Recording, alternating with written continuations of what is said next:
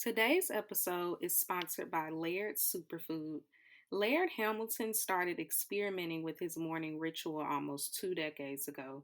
He found that when he started adding fats to his morning cup, like coconut oil, he had amazing energy throughout the rest of his day. So I've been pretty happy with the Laird products because sometimes caffeine from coffee can give me a headache or can make me nauseous. Since drinking Laird's adaptogenic coffee, I've noticed that I can get a nice little pep from coffee without all the side effects. Are you ready to feel more energized, focused, and supported?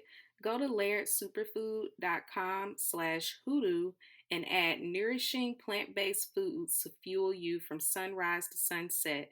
Use our promo code hoodoo, HOODOO, at checkout to save 15% off your purchase today. Hoodoo plant mamas, get your soul fed and your spirit read. This here ain't no trend. I possess the power from way back when folk was stripped from all of their kin, so they had to find the magic within. Ancestors and gather my herbs, I conjure at my altar. Voodoo plant mama, I manifest growth and I release trauma. Child, we just out here trying to water our plants and mind our business, you know? Everybody ain't from the deep south, man. Everybody can't have culture like us. Hey y'all, and welcome back to another episode of Hoodoo Plant Mamas. I am one of your co-hosts, Leah Nicole. And I'm Dani B. And today, Dani B, how are you doing? I am okay. I'm good. I'm better today. How are you? I am good as well. Lately, I've been doing like a lot of writing stuff. Last week, I did my first reading ever. I was super nervous. I was like pacing in my house and sweating, but I think it went well. So I'm doing a call here because my friend was like, maybe you should do it on your podcast. So I'm looking for an agent.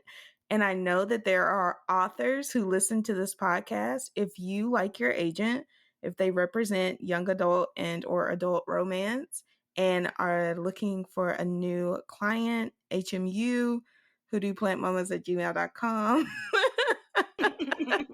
If you are an agent listening, I need an agent. So HMU. Get with it. All right, well, let's get into some gratitude. What are you thankful for today? I'm going to say that I am thankful for acupuncture.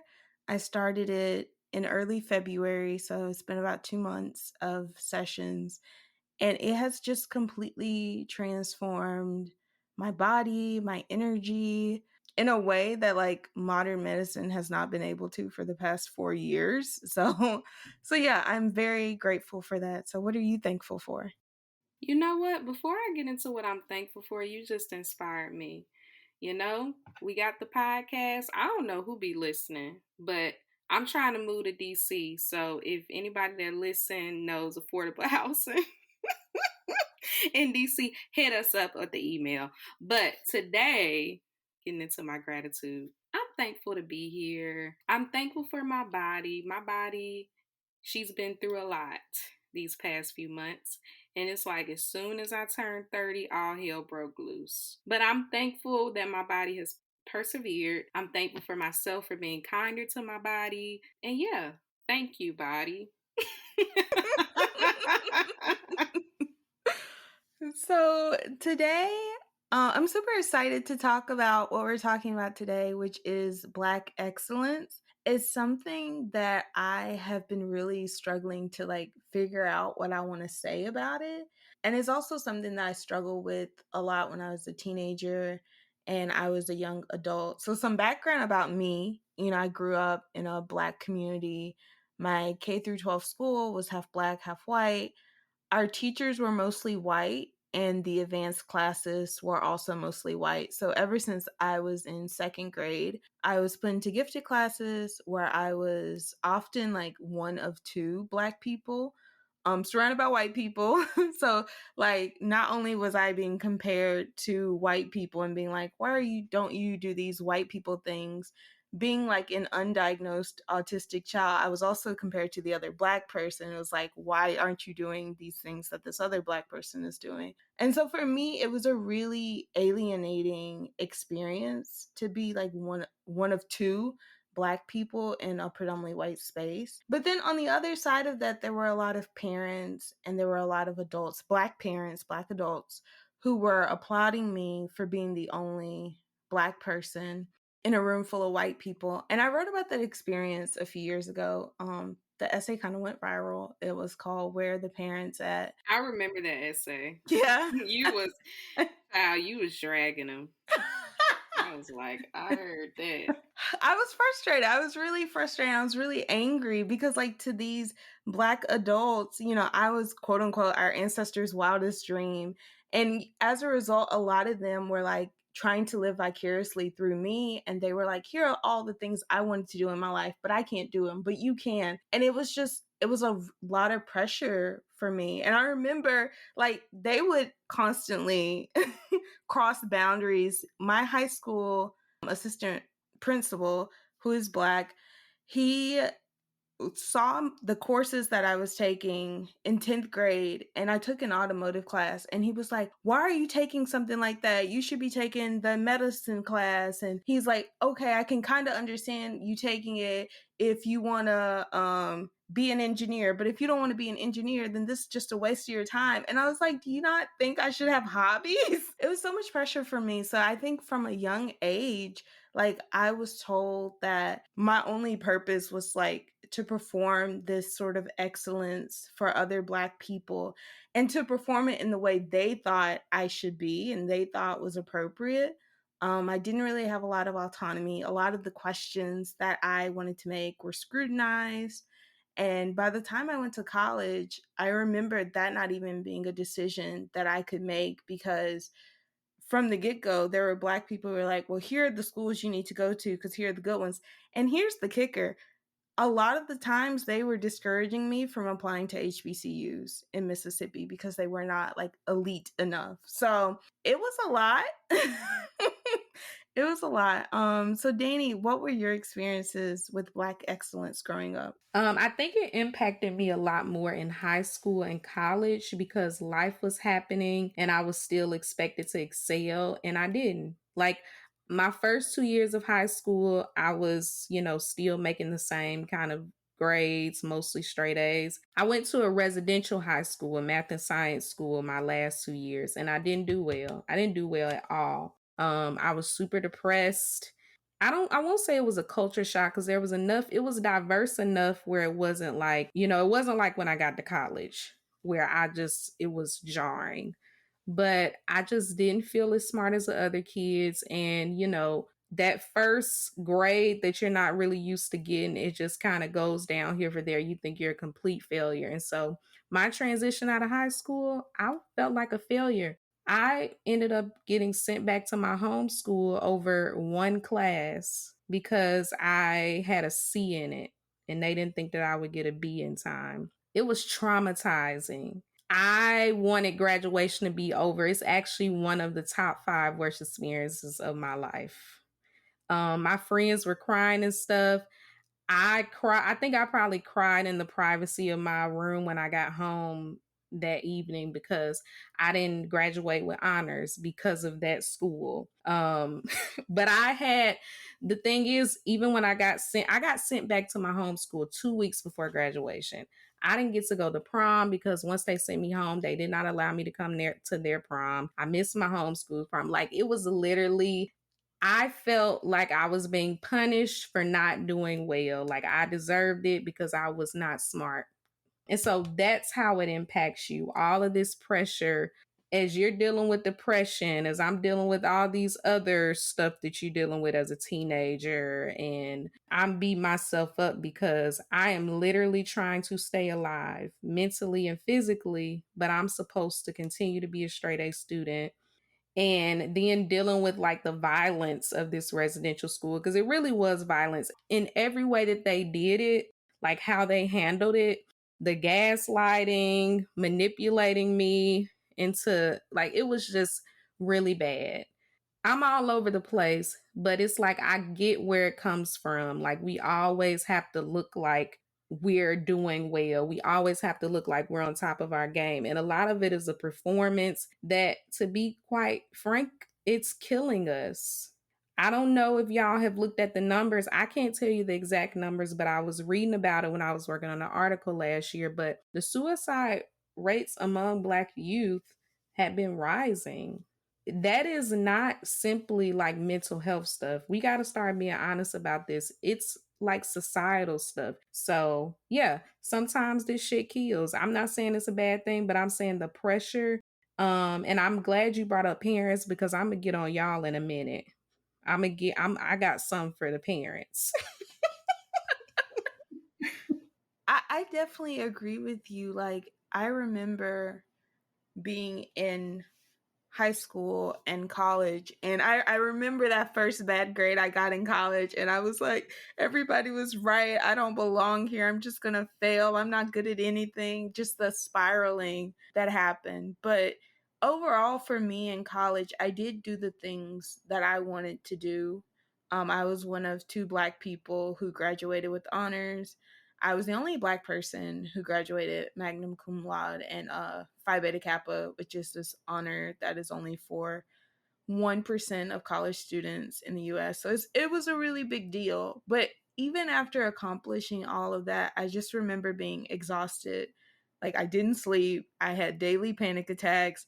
I was so stressed out, I would forget to eat. I was drinking a lot. And I just was not taking really good care of myself. And I remember having all of these honors at graduation and people being like, well, now you got to get your master's and you got to get your PhD and you got to keep going. And I'm like, I barely made it here. I know I got the grades, but it took so much out of me. I had to sacrifice so much of my well-being to get to this point. And it felt like all people cared about was the degree. All they cared about was the product, and they did not care about me as a person. And that's really when I started to see like Black excellence is steeped in capitalism. Like, it is a product of capitalism. You don't care about the kids and their mental health and how they're actually doing. You just care that they make Black people look good. You know, college. So we went to the same college, and I was 2 years ahead of you. One of the things I did in college was that I overcommitted to extracurricular because I was struggling in my classes. And people actually assumed that I was like a student when I was there, and it was like, no, I was like B, mostly B's with a few C's. And I can't believe I'm saying this publicly because I've been embarrassed about that for a long time. Like, I got into several graduate schools when I applied, but I didn't think that I was going to get in because of my GPA. My writing is always what has taken me over the edge. My writing ends up not reflecting my grades. Like, it's like, oh, this, you're writing so good. I mean, that's how I passed some of my science classes. Like, it was like C's back to back to back, and then you wrote a good paper, and he was like, yeah, this took you over. Yeah, because I was gonna fucking fail this class. And this is actually not y'all getting my business. This is the first time I've ever like talked about this really publicly for real. Like, I wasn't excelling as a college student. I just wasn't. I was doing all this extracurricular stuff. I was fucking fighting the school about diversity and how they were treating Black people. And then they fucking made my life hell the last year that I had to deal with them. I think things start shifting for me was when I just started recognizing how harmful it was. And it's a lot to unlearn, especially with the news media and social media always uplifting it, always doing these 30 under 30 and 40 under 40. And a lot of Black folks, and especially HBCUs, prioritize STEM and deprioritize, liberal arts. You can tell by the funding that they get. People will give all this money, and then it'll only be for like STEM and engineering and all of that. Not agriculture, not liberal arts and writing, even though you need to know how to write, even though the people that we elevate as Black culture, like in Black culture, as like these freedom fighters and activists and wonderful writers who did so much, their subject areas were liberal arts, was writing, was philosophy, was psychology, sociology. They were thinkers, and deprioritizing things that allow us to think and look at the world in more nuanced ways, that is just as important. You can be an engineer and also have taken a fucking, I don't know, psychology class. Maybe they already have to do that, or take a sociology class. You can even major in sociology and still be an engineer. But I think like this obsession with STEM, entrepreneurship, and all that, it's about like this ticket to generational wealth. And if we don't follow those paths, we're losers, or we're wasting time. We're not honoring the people that came before us. I'm all for generational, like making sure that you are building a legacy where your descendants will be taken care of. But some of the generational wealth shit is giving capitalism in the worst way. You know what I mean? Everything is not about money. What else are you leaving behind? Generationally, what else are you doing for your descendants? How is your health? How is your spiritual life? And so I also don't like what this does to children. I saw a thread on Twitter not too long ago, maybe a few months ago, and these black parents were saying like, yeah, when my kid goes to college, or I've already been talking to them about this, they have 4 options to major in, and they can just choose one. All of it was STEM, and they were trying to make this point where they're helping them and they don't want to set them up for failure, like all these other people that went and majored in psychology and English, and now they don't have a job or they're not making any money. And it's like, I'm sorry, but that can happen in literally any major, especially if you force your child to do it and they're not very good at it. This is what I have to say about that. I'm not a parent, but I've been a kid before. Because I get tired of people saying like, people that ain't parents ain't got no right to speak on it. Your kids are not going to be kids forever. Like, they're going to remember when you killed their imagination. They're going to remember when you put them in a box. And the frontal lobe ain't fully developed yet. But once they become adults, once they have other options, once they start seeing that therapist, and or talking to other people, talking to friends, and realizing that what my parents did to me was cruel, you're going to have to deal with that. You're going to have to deal with that. Your kid ain't going to always be what they are now. There'll be resentment. They might not even fool with you. And once they become grown, how many people have we saw that are now successful in another career, start off in as an engineer or a doctor or something, and then decided, I hate this. I'm going to do what I wanted to do in the first place. They can always change their mind, but to like limit your children, let me tell you something, that one your ancestors' wildest dreams. Because at the very root of their enslavement was limiting their imagination. We don't want you to read because we don't want you to ever think about anything outside of this.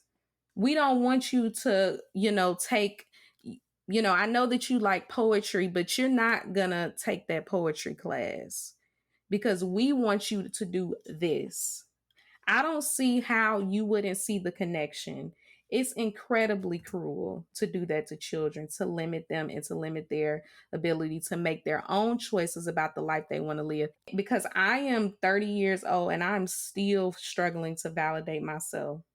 Sometimes when I'm going through something, or even before I got my job now and I was like struggling with finding a job, I remember saying, you should have been a doctor. If you had gotten your PhD, you wouldn't be going through this. Or you're just like a joke. Look at your classmates. Look at what they're doing. They're doctors. They're traveling. They're nurses. They're this. They're that. And it's like, That's not fair. That's not fair to ourselves. The fact of the matter is, regardless of what your career is, we all deserve to be able to take care of ourselves. We all deserve to be treated with dignity, and we're all contributing something beautiful to the world. I'm going to stop there, but I just be getting upset about it with this thing with kids. Like, the kids, this is why we say children are the most oppressed group. Look at all this legislation literally trying to destroy trans children and trying to make everything about them protecting children, when really y'all are really, at this point, I just feel like y'all trying to wipe them off the face of the earth. That's the energy that is giving. People that do all this violent shit in the name of children, y'all do not care about children. You don't. You hate them. You're right, they do hate them. And they're also like, they will literally ban a book just because it has a person of color in there, especially if it's a Black person. And I think about the violence of that because the first time I read a Black girl as a main character, I was 24 years old. And I had been reading books since I was 5. So it's messed up. So you covered a lot, but I want to go back and talk about the dangers of deprioritizing the liberal arts. So something that I've noticed is that pretty much all the Black people that we went to college with that majored in STEM, they all follow Umar Johnson. They all believe like he is this beacon of Black liberation. One thing about liberal arts, about sociology, about cultural theory is that you get a nuanced understanding of the world. And for us, we have learned like sometimes Umar Johnson is right, especially when it comes to white supremacy. He tends to be right. And so I think for these Black STEM majors, they see like, oh, he's right about white supremacy. Therefore, he must be right about all these other things. But we know that like, just because he's right about white supremacy, that doesn't mean he is right about the solution to it, which for him, the solution is Black patriarchy. What I'm seeing from a lot of our like fellow classmates is that they're mistaking Black oppression or Black patriarchy, where Black cis hetero men get to be in that position of power that white men have always been in. They're mistaking that for liberation. And so something else that you brought up, I think you're right. I think a lot of people think that their child owes them for being born, and your child doesn't owe you anything. And I think that's really hard for people to get through their brain. Your child doesn't owe you anything. And it's not your child's fault, like whatever frustrations you have with them. I also see that too. Like parents will be like, you don't understand, my child gets on my nerves, my child is this, and this. And I'm like, I think it can be incredibly frustrating to be a parent, especially if you're a single parent and you have to raise a child by yourself. That is not fair to you. And at the same time, it is not your child's fault. It is a lot of different systems at play. And I think it's really easy to blame children, but it's not your child's fault. So like you said, I majored in communications in college. I did it because I wanted to be a writer. I wanted to like major in creative writing, but I did communications because it seemed like a good middle ground. I worked in my early to mid 20s, and I realized that a lot of what I was doing was dictated by other people still. It was me negotiating what I wanted to do, which was writing, which was with what other people wanted to do, which was find this stable career. And right now I am unemployed. But I'm doing the things I wanted. I'm writing. I have this podcast that y'all are listening to. I'm doing the things that I want to do, even if it does not mean I will be financially secure. But I am comfortable right now. So for me, it's worth it. It's so complicated because it's like you want to be able to take care of yourself, but you also don't want to be miserable.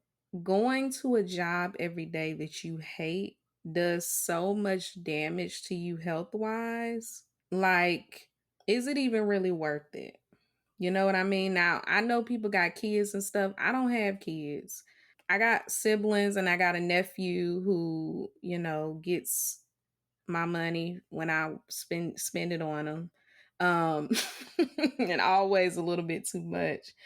But I don't know. The world is so fucked up I just ain't got the energy no more to be chasing this quote unquote generational wealth. I want so much more from my descendants. I want them to be taken care of.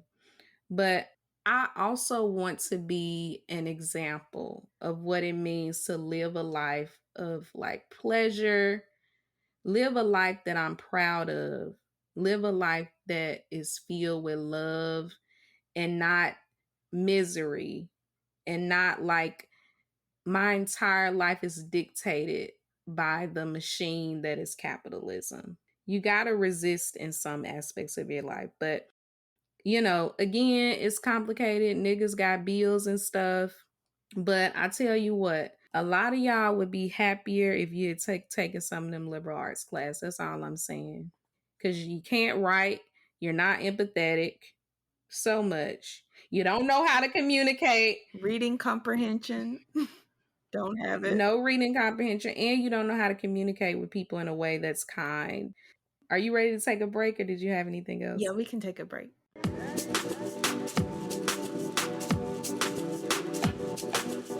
Thank y'all for tuning in to our show. If you want to support us, you can rate and review us on Spotify and Apple Podcasts. You can also follow us on Twitter at Hoodoo Plants and Instagram at Hoodoo Plant Mamas. Check us out on Patreon, where we share exclusive video, plant, and spiritual content for only $3 a month. If you prefer a one-time donation, you can donate via Cashapp, hashtag Hoodoo Plant Mamas, or our PayPal, hoodooplantmamas@gmail.com. Let's get back to the show.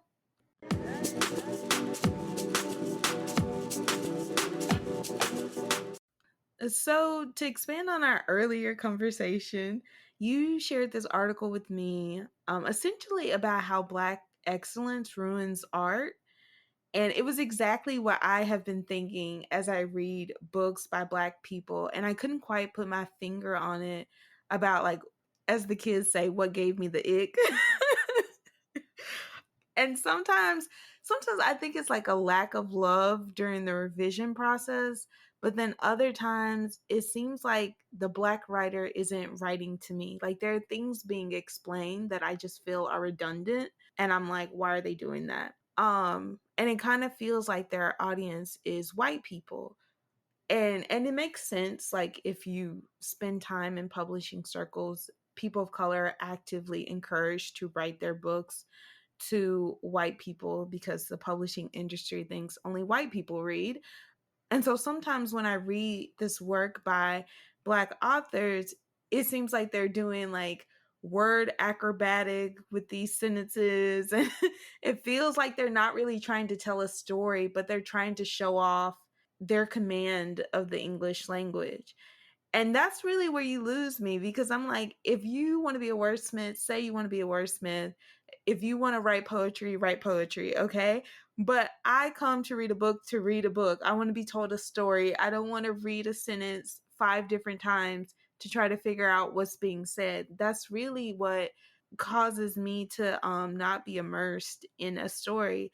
And so when I'm reading these books by Black people, and it has this inaccessible language that me, like, I'm someone, I have a college degree, I write, I read, and I'm just like, I'm not getting it.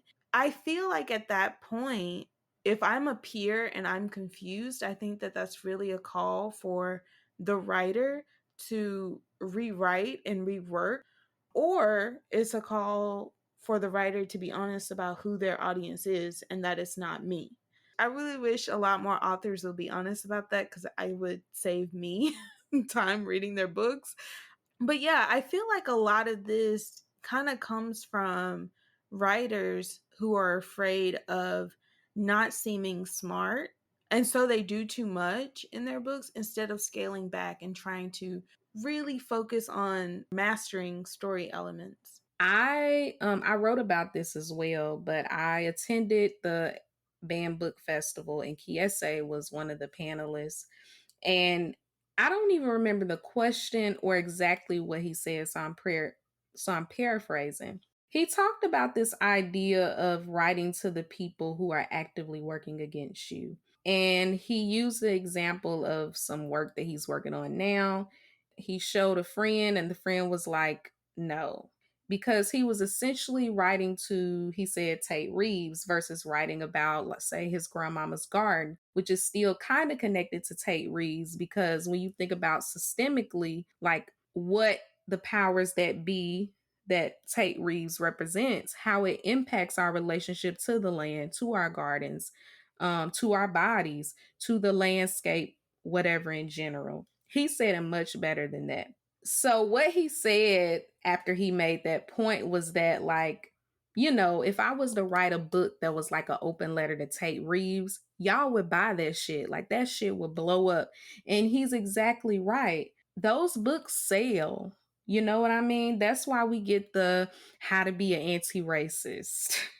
That's why we get the how to talk about race books that end up on a bestseller. And that ain't no shade to the authors. Do whatever your soul permits. I'm not doing that labor. And I'm not, I'm not going to center that in my work in such a prominent way where the work is no longer for the people I love and the people who love me. To me, it feels so exhausting, like the performance for people who don't love you, who are actively working against your entire existence. No amount of books is going to change a racist mind, because the problem is not the individual racism. The problem is systemic racism. And the people that need to be reading the book are the people that are making this legislation, like legislation happening here that's attempting to purge voters. In Mississippi, they are actively working to disenfranchise Black voters. They're actively working to make sure that trans people and queer people cannot exist here at all. Like, they don't want this place livable for anybody but white folks with money. And I'm not wasting my time, my mental labor, to try to write books that they ain't never gonna read and that they never gonna care about. You know what I mean? To your comment about the words and and sentence acrobatics, I love pretty sentences. Kiese is one that writes pretty sentences, but you could tell that he worked on that sentence for a long time. He revised it, he redid it, he played with it, and then we get something that's so lush and beautiful, in my opinion.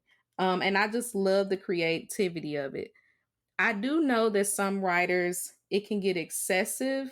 And to be fair, I ain't gonna say no names because I don't want to upset nobody. But a lot of our classic Black literary faves had a bad habit of that. Like, there are some classics I simply cannot read. I can't. I've tried. I forced myself. I've reread, Toni Morrison said you supposed to be rereading pages over again. That's reading. Well, I tried. And I just couldn't, mother. Like, I really did. I read the page 5 times and I still was at the end with a head full of just tumbleweed. I didn't know what was going on.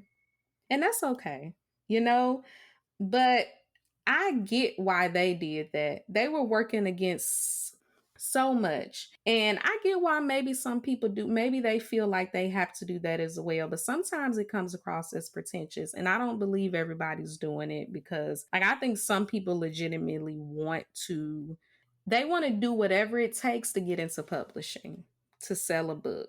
And I ain't mad at it. It's putting money in performing for white acceptance in publishing and any type of art.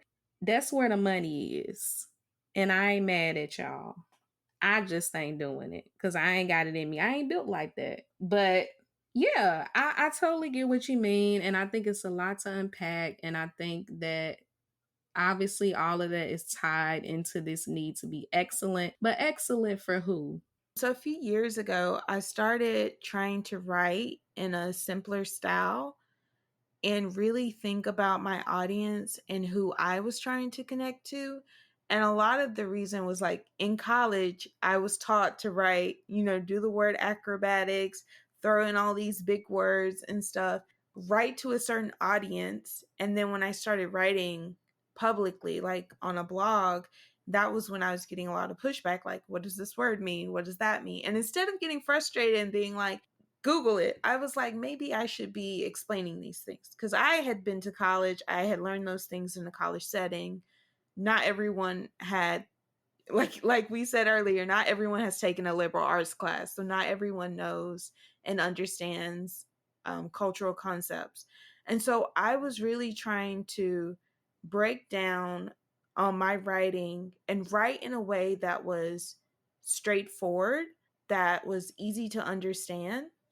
And it seems simple, like it seems like it should be easy to write straightforward, but when you try to write that way, in a way that the audience can understand, in a way that can be poetic and beautiful, like we said, like Kiese does, that's like my goal, is to kind of write like him. But when you, it's very hard. It's extremely hard. And so lately I have been calling myself a community storyteller, because I feel like that's what I'm trying to do. I'm trying to tell stories for the community. I want to be understood. I want people to feel or learn or delight in my stories. And in order to do that, I have to make it easy for them to understand. And I don't think that that makes me a lesser writer than those whose audiences are for white people or for the Black elite. And don't get me wrong, I think if you want to write your fancy sentences, it is definitely your right. But I think I would prefer you be honest about who those fancy sentences are for. Preach. So first of all, I love that you call yourself a community storyteller, because when I think about it, I see a lot of Black folks that, even if they don't name it, like, I think that's what they are, and I like the idea of naming it. I will say I have been reading a lot about writing. I've been reading Julie Cameron, who writes a lot about writing. Um and just like thinking about the ways we overthink engaging in writing, engaging in any kind of art. Because I feel like all artists go through this.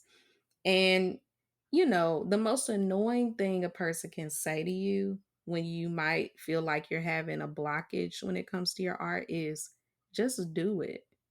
Just do it, right? That feels like, if I could just do it, I would. Like, it makes you want to curse them out. But at the same time, just fucking do it.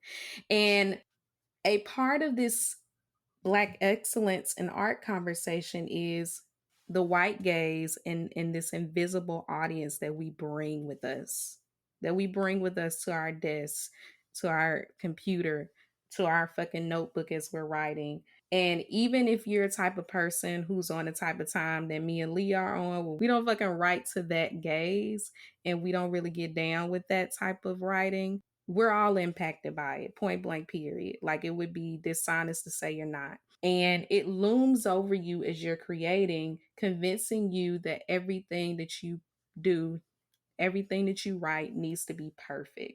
That type of pressure doesn't leave room for practice, for mistakes, for revision, for more mistakes, or for learning.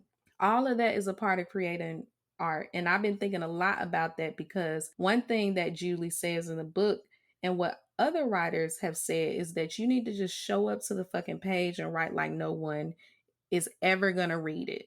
Just do the shitty first draft. Just write whatever is coming out of your head. Even if you think it sounds weird, or you don't like it, or that's a bad sentence, let the sentence be bad. And put that fake ass audience, or those people, or that big ass white man standing over you telling you that you never going to be a real writer, put them in a jar and throw it in the trash can. Like, and do it. This is a self drag, I'm telling you, because I've been writing and I have been having to tell myself that, because it's true.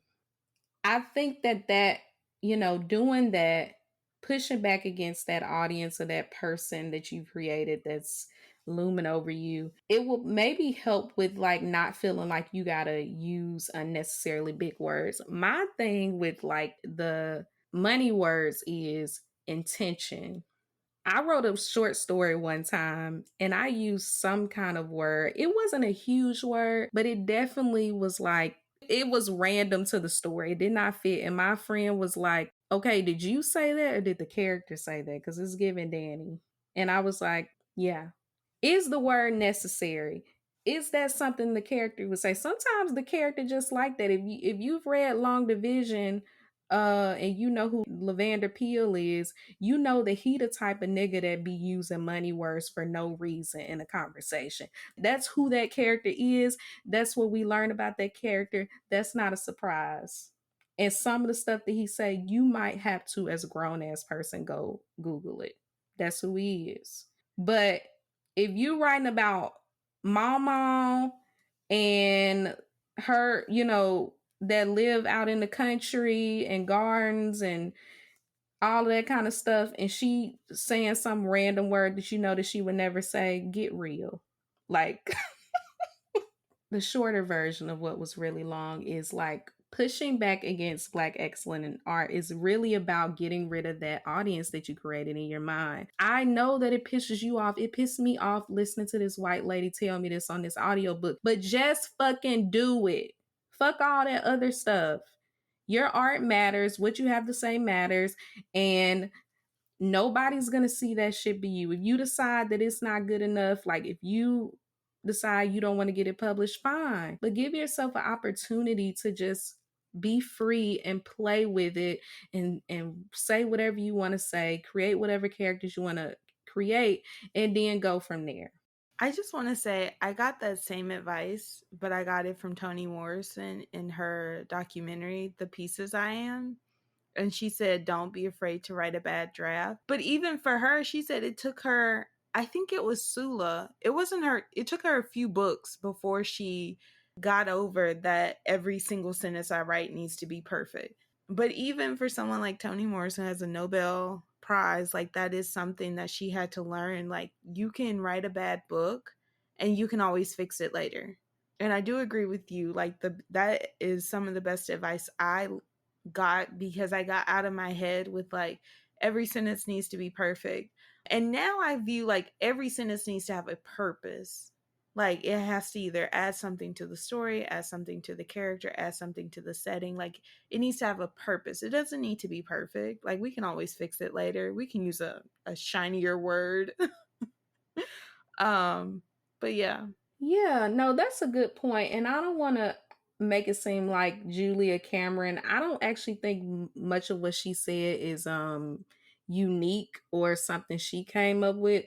I just got this audiobook for free. So that's what I'm listening to, and it's been helpful. But I'm glad you mentioned Toni Morrison, because one thing I think about a lot is that I do think Toni Morrison, she talked about writing in between doing things in the kitchen, taking a piece of paper, just writing like her stories when they came to mind. You know what I mean? And ain't no telling what that looked like. I guarantee you, whatever she wrote on those little bitty pieces of paper that she was just grabbing throughout the day, it probably don't look nothing like what it looked like when it was the final product. So she's a person. Kiese is a person because he talks about revision all the time.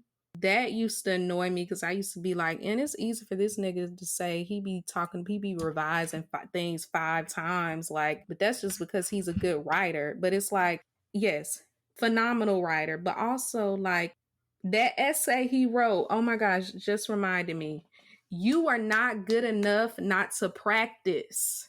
You are not fucking good enough not to practice. Like, you need to practice. Everybody needs to practice.